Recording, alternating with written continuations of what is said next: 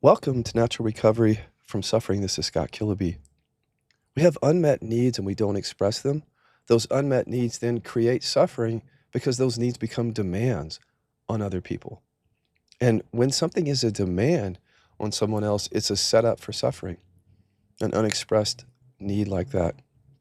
In my first relationship, my first marriage, I needed love and I needed safety, and I never expressed it because I wasn't aware of it. It was buried with my anger repression. My needs weren't met in childhood, and they were not met by the recognition of presence because my needs were buried with my buried emotions. So, like many people, and this is where all the evidence that you need that in spirituality, we do not get to trauma, repression, and unmet needs. Look at the scandals, look at the spiritual teachers who are not authentic, look at the teachers who have diseases, look at the teachers who cheated on their spouse. Unmet needs. Repression. The fact that people don't talk about it does not change the fact that scientifically supported that that's what's going on. Even if we have a really fancy spiritual framework, it doesn't matter. People are driven by the need for safety and love. That overrides, that is the default conditioning. And the sooner you learn it, the better, because it's driving us. And if you don't express those needs, get ready for suffering, because again, those unmet needs become demands. Let me give you an example. When I was a kid, I couldn't get angry, so I believed I was unlovable. That kept me safe from ever getting angry. I just believed that about myself. So when I woke up, I didn't get to the buried anger. Guess what my trigger was from time to time with my first marriage? I'm unlovable. That came back up to protect me from getting angry. Because I had a need for love, in which my system was trying to get love by holding anger back and identifying with something false, and I'm unlovable protected me in the trigger from being real. So I did what a lot of people do. I processed or allowed the trigger from awareness, further solidifying the repression that was driving my suffering, further solidifying the repression barrier so I didn't even know that anger repression was creating these triggers. And that's how our system wants it, even though the teachings point otherwise. Our systems win. They're like gravity. That's why there's a bypass everywhere, because it's not the teachings or the pointings that are driving us. It is the fear. So the fear will always win. It's like gravity until we make it conscious. And the fear that I'm talking about is not the fear of death. It's the fear of life. It's the fear of being authentic. That's our scariest stuff. Death, that's down the road. That's scary too. But death now, to actually feel and express what's true, to actually express all needs and hide nothing, to be that conscious is the freedom that I'm talking about. It's not recognizing present moment awareness and avoiding and continuing to keep buried the very conditioning that's driving us.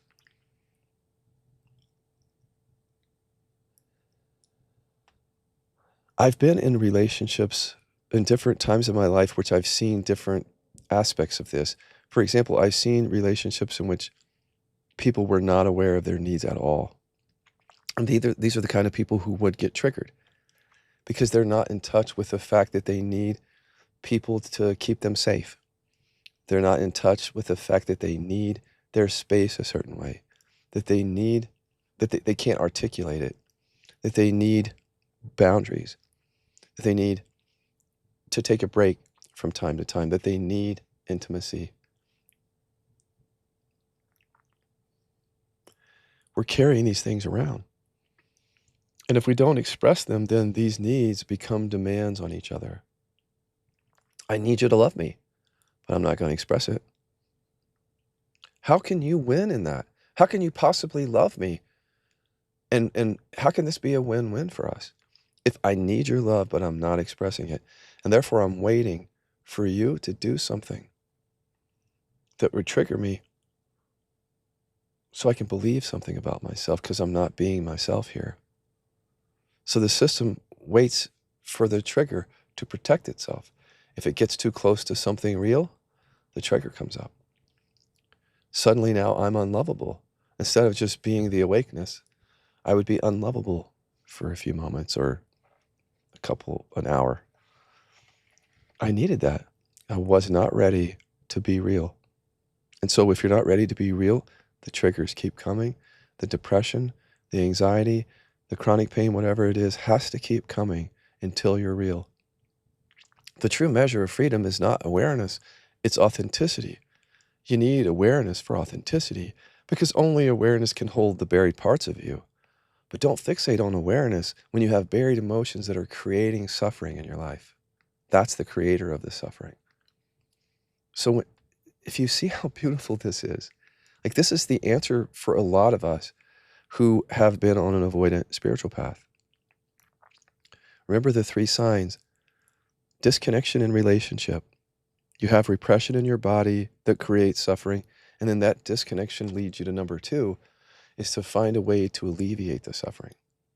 But we normally find ways to alleviate the suffering outside of the relationship, or we don't actually see the source of the suffering in our bodies and go straight down to the source and process the stuff that's coming up in the relationship from there. We tend to go away from the repression when we pick something. The buried emotions are choosing that path or practice, and then they will turn it into a mistress to keep us safe and continue to get us love and approval. The unconsciousness picks the practice and then does the practice.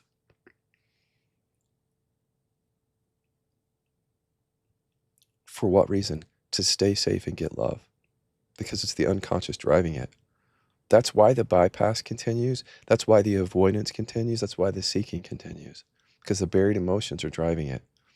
And if you turn a path or a practice into a bypass, which is what the conditioning does, then you have number 3, repeat the whole cycle again, ad infinitum, potentially forever, because you're in an avoidant pattern and you're getting exactly what you want when you're on an avoidant path from the unconscious level.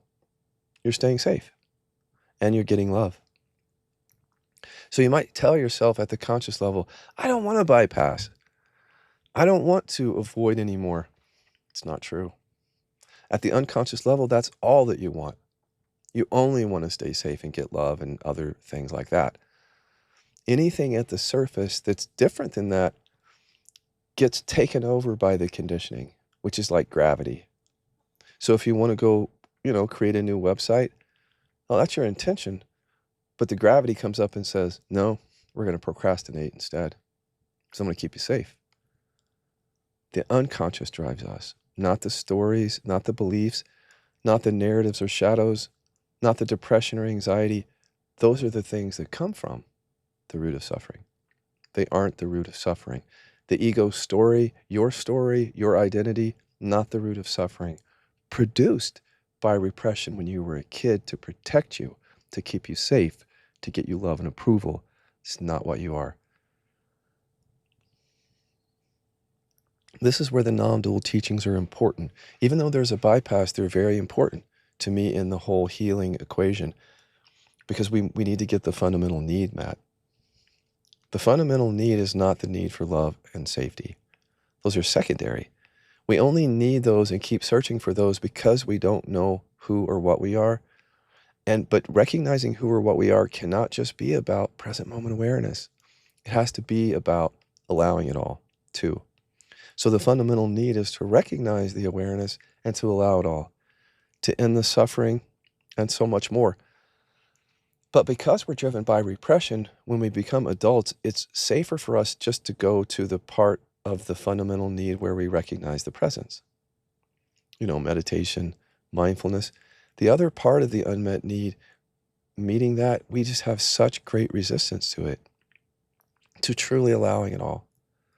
And the main reason is not for any other reason than we have buried emotions. Point blank, you can't allow buried emotions. But it's worse than that. The buried emotions are creating what we're seeing in awareness. So if we just sit here and recognize awareness and think we're allowing it all, we're just staying safe, which is exactly what the conditioning below the surface wants.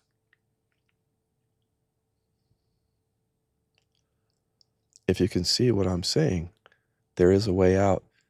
But frankly, there's only one way out. Because if you don't make the unconscious conscious, it continues to drive you. And then you become like I did, as you wake up or you have a spiritual shift or a release or something, and you think that you're done because you're not aware of that unprocessed need for love and approval still, or safety. And so with that stuff buried, now there's an awakeness. Now we're just avoidant in the awakeness. And many of us love to land right there in the awakeness because it's safe. We're safe from what we've buried. There's some degree of freedom or peace. Every bypass has a benefit anyway. So we get the benefit, and because we seek safety, we just go, that's it. Maybe even start teaching at that point because we're afraid. That's why. Not because we're so clear. You can't be with repression. You need love and approval. You need safety. And so even if you start teaching, you still need the love and approval of people. Even if you have a relationship, you might have to cheat on the person if you have unmet needs. You might just be a human, even if you're a teacher, frankly, with these unmet needs still.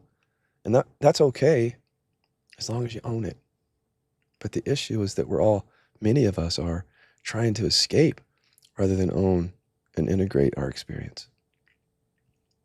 So that's the way out, is to own and integrate, to make conscious that which drives you. But the conditioning doesn't want that. And that's part of the avoidant path, is whenever you get something close to something like, I don't know, KI or other deep work on repressed emotions, your system just starts taking care of you. Even if you consciously want to be free or heal, your system will turn KI into a bypass. It's very easy to do because your system already seeks safety and love. So when you pick up this practice, all you have to do is not pay attention to how we developed it and just do your own thing. And if you're out there doing your own thing with KI, you're doing exactly what your unconscious wants. You're staying safe and you're turning this modality into a bypass. And I'm not responsible for that. I'll just tell you, because that's not the work. And we've gotten really clear about what the work is, because we don't want to be responsible for a bunch of people picking up really powerful tools and just doing whatever they want. You have every right to do that. But we don't have to rubber stamp it. See that? There's some integrity here, maybe a lot actually, in terms of what we're doing. And if you come here, we want to show you how to make the unconscious conscious. Your system doesn't want to do that. So you have to be ready for the fact that you'll resist this work from the beginning. And you might even avoid mentorship, which is a good way to just pick up these tools and bypass. Because remember, when you don't have context, when you don't have somebody helping you understand the bypass, your system just seeks safety and love. So it'll pick up a process that looks like it's going to end suffering, but then it just turns it into a mistress. And then at the conscious level, you might even beat yourself up as if you didn't create that for safety. And that keeps you safer, is to think, wow, I don't know how this is happening to me.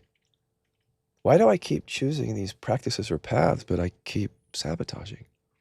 Because unconsciously, that's exactly what you want. But you haven't made that conscious yet.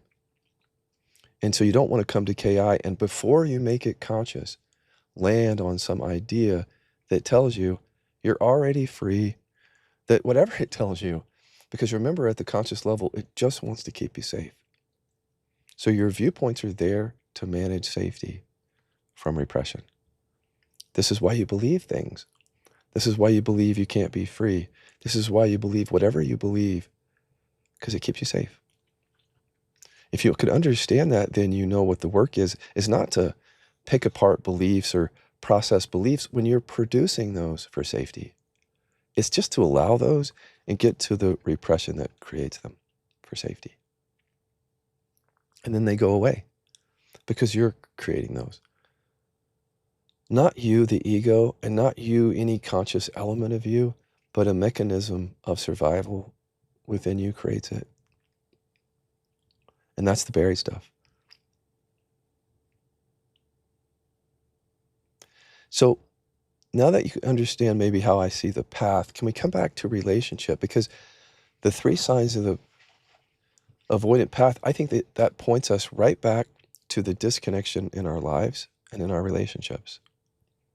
So if we stop looking outside of ourselves for something that will just keep us safe and get us love and approval, if we pay attention to the real driver, well, we don't even have to leave our relationship to end or significantly reduce all suffering. In fact, if we try to leave our bodies and our relationship, we can't do it. So this work does not purport to be something outside of your life or your relationships. It comes into that. It doesn't feed the seeking. It goes to the root of that. It doesn't try to give you an alternative source of freedom outside of relationship. It says the relationship is your freedom because you create the suffering for safety and love. So you and only you are responsible for ending it. Even putting your power on someone else is a way to stay safe. Although you have to have a coach or a teacher or a mentor to learn to process, for example, and not to bypass. It really is about taking responsibility early to see the ways in which you're creating suffering. Because if you keep going and saying, well, why am I still suffering? To a mentor or a teacher who knows why you're suffering, all that they're going to do is hand it right back to you and say, let me show you how you're creating it.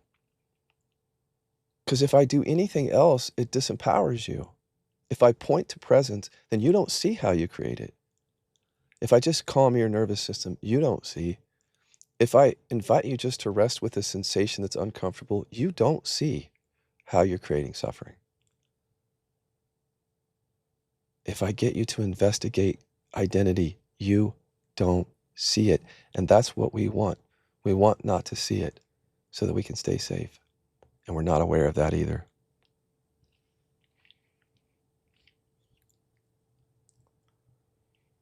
When you come back to relationship, you see how really intimate the whole thing is. We were just scared. We were scared not of other people, of the emotions that we buried. That's why we ran so hard and so fast to alleviate the suffering. It's because we were creating it and we couldn't see it. But here we start to see it. We don't have to run. We can stop right where we're at and see how we create the suffering for safety and end it. In the very disconnection and separation that was making us seek in the first place, a mistress.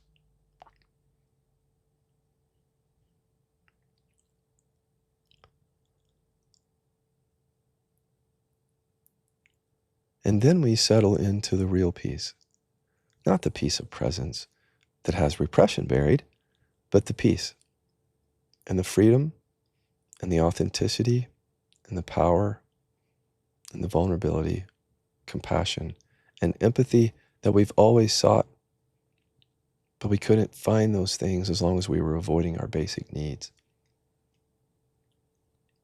One of our needs, for example, as an anger repressor would be the need for safety and therefore control, because if somebody's angry, that's a trigger.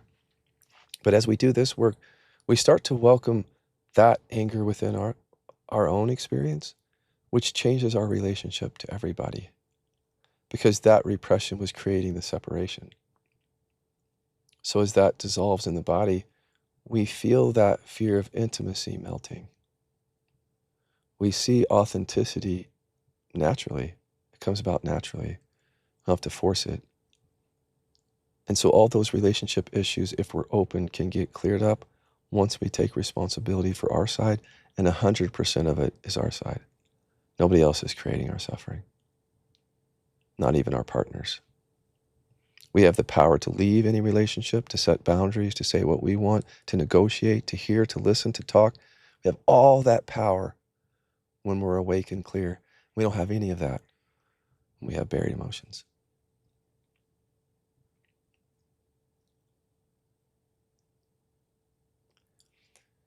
If you're interested, if this resonated with you because, well, I don't know, because maybe you find yourself in that somewhere, like I did, you are sitting right now with an amazing opportunity that you very well may squander because of the need for safety. So what I'm doing lately is I'm really talking to the people that I know that are really earnest. The people that come and listen who haven't stepped in yet. Maybe you're afraid. That's so natural. Like that's everybody. But some people are stepping forth and making a difference, and I'm making it easy for them. You don't have to buy anything. Just hit the link here in the description for the clarity call. It's a free call. Please take the test at repressiontest.com before you come. That will help us have a much more robust conversation about how the unconscious that you discover in that test is driving what you see at the conscious level. But only come and talk to me if you're pretty serious about considering working with me in this 90-day program or in some capacity. There are other trainers here that you can go talk to. If you're looking at the standard monthly mentorship, that's not what I'm doing right now. What I'm doing is I'm reducing the number of people that I work with to a fairly small amount. It's a higher price. It's a 90-day intensive. I'm focusing there because I just realized that I'm not the kind of teacher that is really dying to cater to the masses. Like popularity is not something that comes up for me, that need. So it's all become like, what is it that I really want? So I want to pay my bills, but I don't want anything more than that. So what I really want is to to teach out how I want to do it. That's all. And how I want to do it is to meet people at this level. I don't want to teach from a distance and point to presence in that really safe way where nobody gets to buried emotions. It's not effective for me. I want to come into your life for 90 days for those of you who are earnest, and let's get to the bottom of this, all of it. It takes skill, earnestness, capacity, and context. You have to have all of those things. If you have those things, well, you wouldn't have the context or the skill yet for this work. But if you have the earnestness, and you know what that means, there's a lot of you out there that do, that even though you're driven by buried emotions, there's something within you that wants to get to the root of things, even though the root is driving you towards safety. That's who I want to talk to. And it could be a single focus issue. So maybe you just have, like me, you had chronic pain. Single issues open you up to alleviate suffering in a bunch of areas. Because the same repression driving the depression or the addiction, the single issue, is driving all sorts of other forms of suffering that you can't see because the single issue is taking up your attention, and that's what our system does. It gives us sometimes a single issue to distract us. Depression, chronic pain are perfect to keep us focused on not being authentic and not even seeing that the condition or the disease is there coming up, as science says, from repression. If you're interested, step forth. If you're not quite sure, hang tight. Take the test at repressiontest.com, and then that adds you to our newsletter. Thank you for listening.